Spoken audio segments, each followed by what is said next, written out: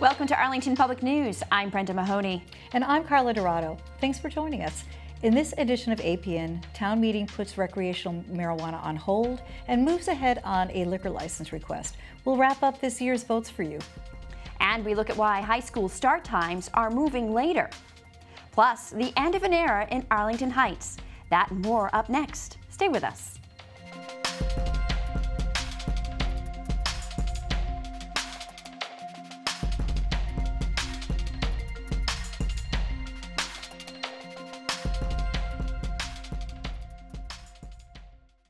Town Meeting 2018 wrapped up its work in just 4 sessions. 3 special town meeting articles drew a lot of attention on the final night.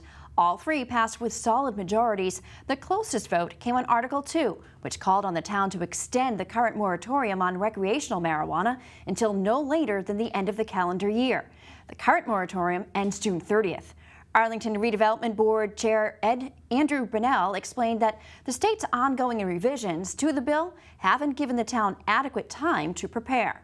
The ARB is requesting this extension because final regulations of the Cannabis Control Commission only came out on March 9th, 2018. Unfortunately, that has not been enough time for the town to explore its options as far as how to make appropriate zoning bylaw recommendations to town meeting. Town Attorney Doug Heim added concerns about moving forward without having all the pieces in place. From a public health perspective, from a zoning and planning perspective, from, I'm sure, a community safety perspective, there are considerations that would, I think the town would enjoy the opportunity to have that layer of process. The moratorium extension passed by a vote of 157 to 47. How many liquor stores does Arlington need or want? Was the question members asked in response to Article 6. There are currently 5 full liquor stores in town. 2 are located in East Arlington, 2 in Arlington Center, and 1 in a store in Arlington Heights. With the article's passage, the town can move ahead with a request for a 6th license. But town meeting approval doesn't mean it's a done deal. Town meeting's vote, this is a 3-part process. Town meeting has to vote for it. It has to go to special legislation that gets passed by the legislature, and then it goes on a town ballot to add the license before the license would actually materialize. All new liquor licenses must be approved by the state legislature under a home rule petition sponsored by a local legislator. A town meeting article designed to protect more of Arlington's housing stock from demolition received no action, but the issue returned in a new form during special town meeting. Selectman Dan Dunn explained the reasoning behind crafting the new article. One of the things that, in particular to me, that became clear was that there's a range of things that happen at tear down. Some buildings that are being torn down in town and being rebuilt are improvements to the neighborhood, and the neighborhoods are happy. And then there are other tear downs in Arlington where the neighbors are left unhappy after it happens. And it is not an easy thing to tell the difference between those two.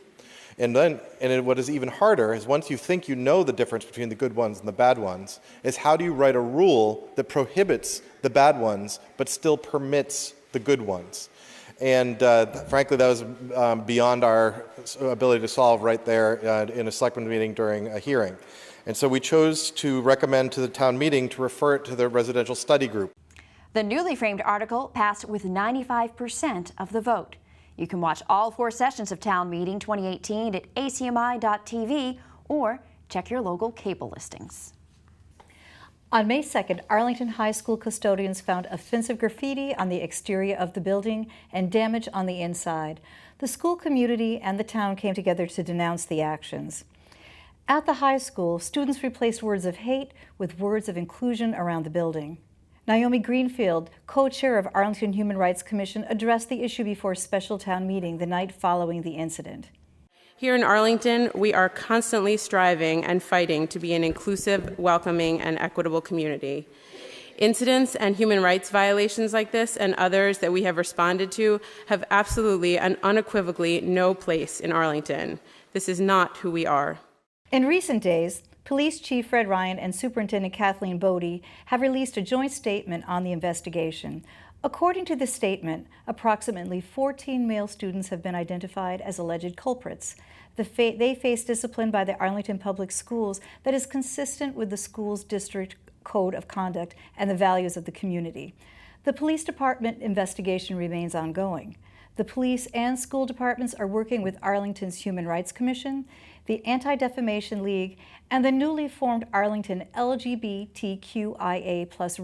Rainbow Commission to develop a unified response.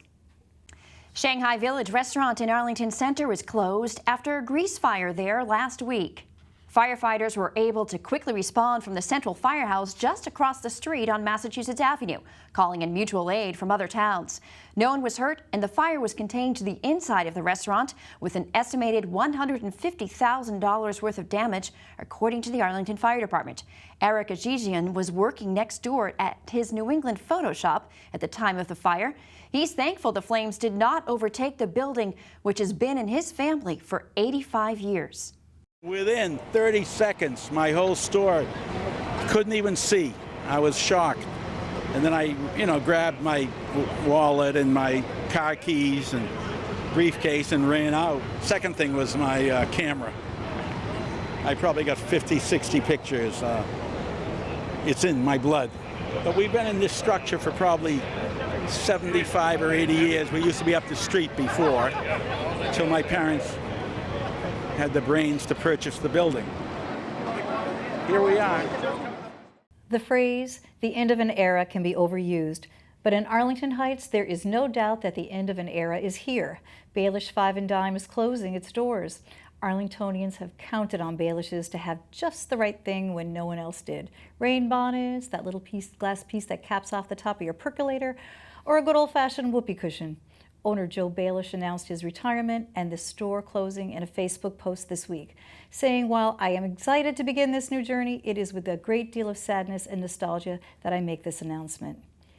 ACMi community producer Steve Katsos visited his boyhood haunt a few years ago and brought back this report. All right, folks, we're here at the Baelish 5 & 10 in Arlington, Massachusetts. Now, when I was a kid, I used to come here to buy candy, and they're still here. Let's go inside and see the Baelishes.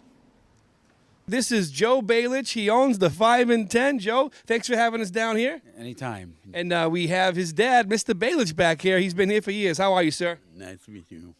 Let's talk a little bit about the 5 & 10. How many years have you been here? We've been here since 1972, actually, and that comes out to, 38 years? What's your secret for staying here? The secret for staying here is seeking out merchandise that is still made, but you can't find in any other store. Mm-hmm. Let me talk to your dad for a second here now, because now you don't remember me, but when I was a little kid, I used to come in here with my sister and my 2 brothers, and we bought candy and toys, and it's been a long time. And what do you think about having the store here for these many years? Well, I love that. This is the best place I ever been. Really, Arlington, really great town. Rit Dye. Rit Dye. You've been selling that for years, right? Yeah, absolutely. This is at least 50 years old. You know, the interesting this package.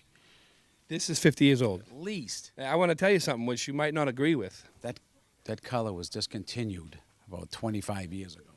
Better get it now. Wow. Now, on Easter, the Greeks, it's their big holiday, Easter. My mother would use red Rit dye to dye the eggs. Oh, yeah. They still do. Do you think that's safe, though? Isn't this for clothing? But I sell red dye for Easter. It's the Greeks. They're still doing it. Still doing it. You have Arlington pens and T-shirts, but what I'm thinking is when we have the Steve Katsos shirts come out, you might want to sell them here. Absolutely. Yeah, I'll bring them. I'll bring them in. I'll sell People will be like, where can we get them? And we'll send them. I've had a lot of requests, Steve. Now that we have some history here about the 5 & 10, we're going to get some items. I need to buy some things that I just can't find anywhere else. And we're going to start off with this, the world's biggest candy necklace. I'm going to get some Rit dye for my mom. Now, since it's discontinued and it might be worth a lot of money, maybe she'll want to sell it on eBay, I'm going to get the orchid. You got to get JoJo the Chinese jump rope because he's Chinese. I've decided on the potato gun. Not for Lacus' son, but for Lacus. We're here to buy some items. You should let me know which one's a 5 cents and which one's a 10. Well, nothing what you have in your hand, 5 a day. Okay. Add it up, boss, just like the old days. The thing is I think I'm spending a lot more money than I did when I was a kid. Thank you, Mr. Baelish. Take care now. All right, folks, I got my stuff down at Baelish 5 and 10. Back to the studio we go.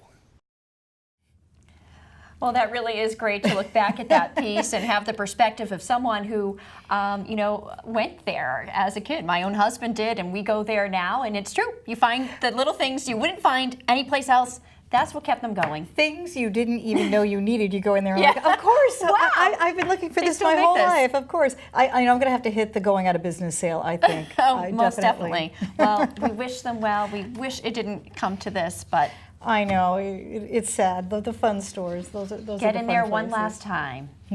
Well, how schools are taking their cue from the teenage brain. And Arbor Day brings students and the DPW together to talk trees. That and more when we come back. Hey, look at Mommy. Maybe the light hurts his eyes. Maybe she's just not hungry. Look. Maybe it's a phase.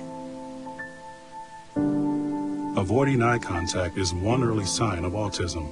Learn the others today. Do you push your teen to go to bed, then drag them out of bed in the morning?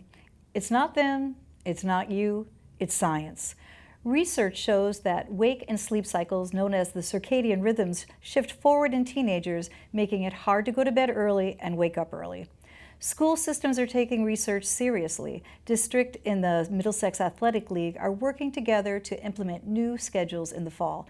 APN reporter Hannah Schuster takes us through the science and the changes coming to local school districts. I was the lead author on the American Academy of Pediatrics policy statement that was published in 2014. And with the data that we had, we recommended a start time of 8:30 or later, because that would best accommodate not only circadian rhythms, but allow students to get enough sleep. And it turns out that that was a good recommendation, because what we're seeing is the schools that change to 8:30 or later get the biggest bang for their buck. School districts around the country, including Arlington, are paying attention to this research and working to adjust high school start times to better accommodate an adolescent's natural sleep patterns.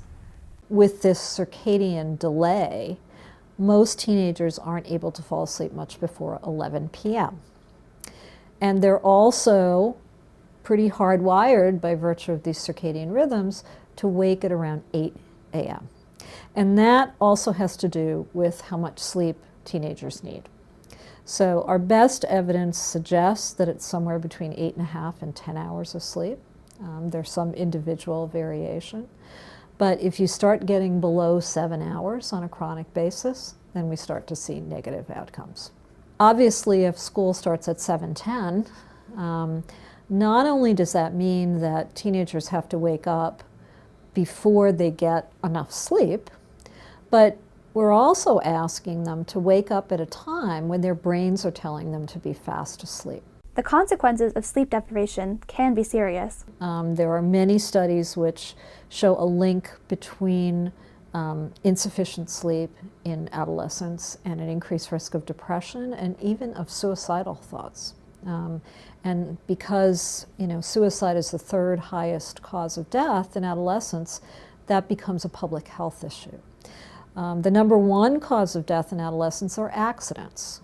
And there's also clearly a link between drowsy driving and between an increase in motor vehicle accidents. Science in hand, school districts have needed to work together to implement change. In the Middlesex Sports League, the push for later start times is thanks in part to this letter. In March 2016, all 12 Middlesex League superintendents voiced support for a move to 8 or 8:30 a.m. high school start times and set a goal of fall 2018 for districts to make the change. We knew that in our communities, one of the things that people would say about not having later start time is that it had to do with athletics, which is why we came together as a group and took athletics out of the equation. One nearby district that has already moved to a later start time is Concord-Carlisle. They pushed their high school's opening from 7:30 to 8 a.m. this past fall. There used to be a kind of a sucking sound that would happen in A block, which is our first period, and that sucking sound was a sound of just exhausted kids and trying to drag them across whatever we were trying to do was sometimes painful. And I've just noticed, I think, not only for them, but also for myself, to start a little bit later gives me a little more time to prep at the beginning of school, allows me to meet with students before school. But also when they get here, they're ready to go. We have a lot fewer problems with late students in the morning. We still have kids come in late, but it's nowhere near what it used to be. It used to be, you'd have sometimes 25% of a class missing in the morning. And that's really disruptive. The change is what's best for the students, he says, but it also took the will of school administrators to address the logistical questions involved and make it happen. And there are a number of considerations that school districts have had to face with this kind of change, one of which is buses. The other issues are really about how this works in a family with elementary students. Will a middle school or a high school sibling be home when an elementary student comes home? What kind of wraparound services can we have for students? So I think there are logistic issues I want to be sensitive to, but then at the end of the day, we still need to make what we think is the best decision for students in Arlington.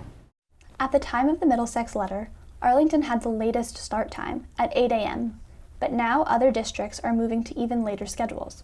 5 local school districts are set to implement the new schedules this fall. Burlington was out in front pushing for later school start times. They voted to move their high school opening time back by an hour. Melrose, Stoneham, Watertown, and Winchester are also adjusting their schedules. Lexington and Arlington are in the process of discussing later start times and aiming to introduce changes by fall 2019. It has effect on student performance. We have students that are asleep, find they can't help but fall asleep during the school day. So the hope is that Arlington will move. It will not happen next year to a later start time. Probably the goal would be 8:30.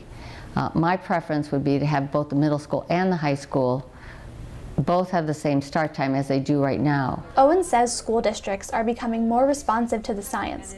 She hears a lot fewer misconceptions, like if children get up later, they will just go to bed later. You know, when I first started talking about this, invariably I'd get somebody, you know, standing up and saying, oh, this is scientific hocus pocus, and, you know, you don't have enough research and evidence and blah, blah, blah. I don't hear that very often anymore. But that doesn't mean it's not hard for communities to bite the bullet and make the change. For Arlington Public News, I'm Hannah Schuster. As research continues, studies are finding similar results for middle school students. Owen says the age at which American children reach puberty continues to go down, and that means their circadian rhythms are shifting earlier as well.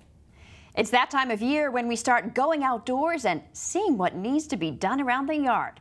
Well, it's no different for the town itself. The Department of Public Works and Tree Warden visited Stratton Elementary School in honor of Arbor Day recently.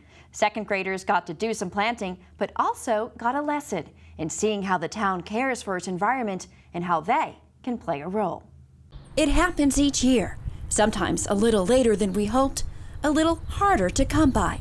But spring inevitably arrives. I love gardening! And with that, a return to the outdoors and checking in with nature.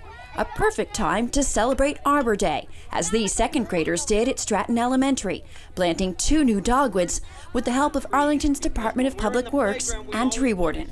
So my idea was to reach out with the Public Works Director to reach out to the schools in town and to get the children involved, to plant trees, take ownership of trees, talk a little bit about trees, about how important they are, and just to keep them as, we'll start them off young as young stewards of our urban forest. Turns out digging in the soil comes naturally for kids and is a perfect time to sow the seeds of caring for the environment around them. It's important for them to understand how living organisms need the 4 basic essentials. We're studying this in school with insects and plants, and this is our world. This is our world, and we want to keep it as fresh and beautiful as long as we can for many years to come. It's like fun having to take care of the earth a few days after Earth Day. The Stratton School second graders decided to make a day of it, also planting their butterfly garden for the season. It's the time of year that tree warden Tim LeQueve says we should all be getting our hands dirty. And I would just encourage anybody to plant, whether it's a shrub, a flower, a tree, and just to be hands-on and to get outside and really enjoy the outdoors and our urban environment. Arlington lost 24 trees during the winter, and 12 more need to come down, according to LeQueve. And that's not including those lost on private property and countless others damaged. The tree department will be planting more soon to make up for the loss. This year at Stratton Elementary, serving as a start. We call them gator bags. And if you plant a tree this spring with your parents, they want to buy one of these. And a reminder that leading school children in an environmental lesson can also serve as a civics lesson. I think that we've also kind of made it part of what it means to be a part of a town and to have their hands in on growing something that's going to last for the town for a long time. So I think the town connection is just as important as the science connection. A solid grounding that can bring us all together as we head outdoors once again. Brenda Mahoney, Arlington Public News. Last year, the tree department inventoried all 18,000 of the public trees in town to help design a management plan. Tree warden Tim LeQueve says this year they are looking to develop a heat map to identify where trees are needed most to create shade and bring down temperatures. Well, it really was great to finally be getting outdoors and seeing all that can be done. They planted a couple of dogwoods. The Stratton landscaping was recently redone as Stratton Elementary was redone and reopened this year. So I know, good it's so to see pretty. everyone's getting out and taking inventory. And we're happy to be with them, aren't we? Yes.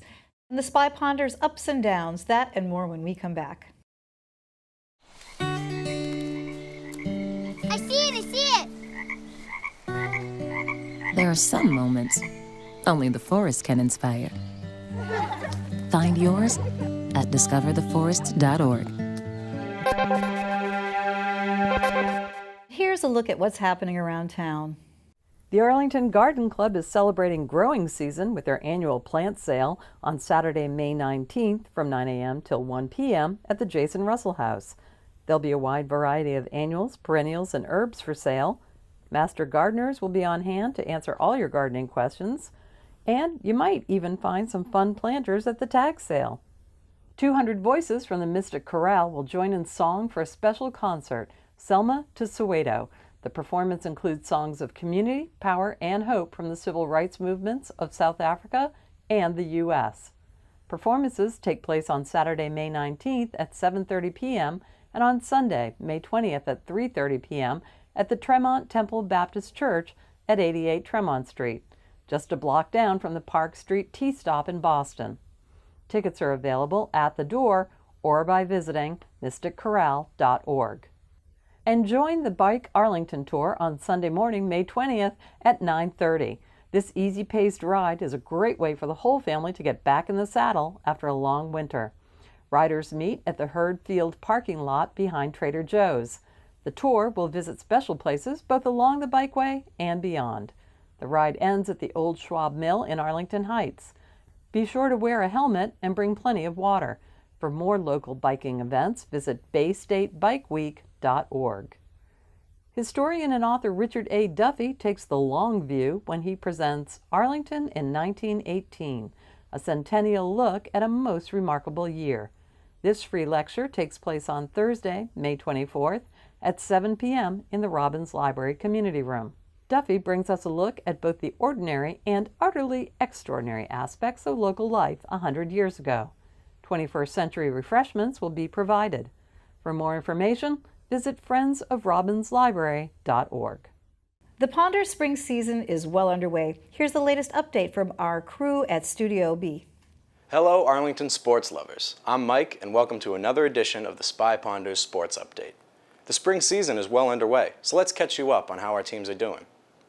Girls tennis has had a few wins on the court against Wakefield, Wilmington, and Reading, but couldn't take the win against Burlington. Though the boys managed to come away with a win against Burlington, as well as Wilmington and Wakefield. Looking over to the turf, the girls lacrosse team is doing great this season, with wins against Wakefield, Wilmington, and Burlington. The boys came away with a win against Stoneham, but struggled to beat Wilmington and Burlington. Baraducci floats one towards the middle. Curcio can't come up with that one, but Pescatori does! Oh, Johnny Pescatori. We should just Look run at it Pesky. into the zone. Run it into the zone. There we go. John Pescatori with a Well beautiful done. grounder and a nice play by Pescatori. And there's Adam Lee. Adam Lee, the freshman, number 18. He sends it across to Foster.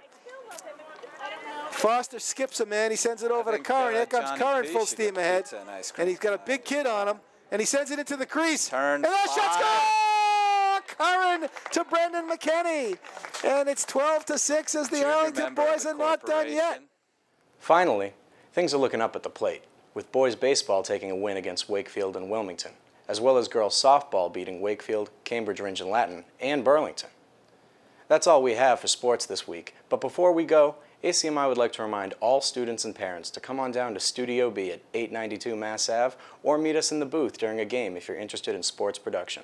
Learn how to use the cameras and equipment, or even join us to do commentary for your favorite sport. I'm Mike, and we'll see you in the next edition of your Spy Ponders Sports Update. Firefighters don't often pull fire trucks, but they prove they can for a good cause. The winning team of firefighters, the Porches, pulled a 21-ton fire truck 50 feet in just under 13 seconds. The truck pull on Saturday, April 28th, raised money for the American Cancer Society. Several other teams, consisting of the police department, town hall employees, and cancer survivors, also showed their grit during the event at St. Camilla's Church parking lot. Together, they raised $13,000. It was the second year of the competition in honor of the late Deputy Chief Steve Porciello of the Arlington Fire Department. With his son on the police department and family members cheering everyone on, it proved to be a community event where beating cancer is the true winner. It was a great day, nice weather, big turnout out here today, which is awesome. Fire, police, the town hall had a team. It was just great to have everybody out here. We've raised a lot of money for a good cause. Says right on the trophy, in memory of Deputy Chief Stephen Porciello. He's our deputy chief that passed away last year from cancer, so we got a lot of guys out here today to support him and in memory of him, and we're just happy to be out here and have a good day. So. He was here last year, and we really miss him, but it's awesome to see everybody get together, and seeing Team Porches win is, woo! He's right here with us, too. Another of Arlington's finest is taking on the fight against cancer. The young daughter of an Arlington police officer was recently diagnosed with childhood leukemia.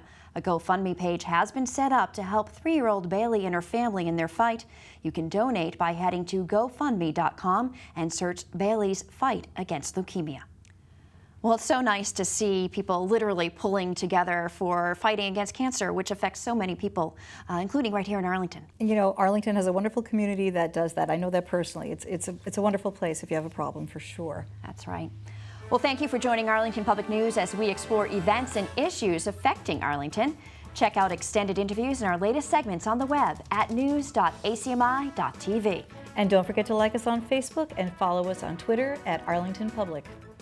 I'm Brenda Mahoney. And I'm Carla Dorado. Thanks for joining us. Good night.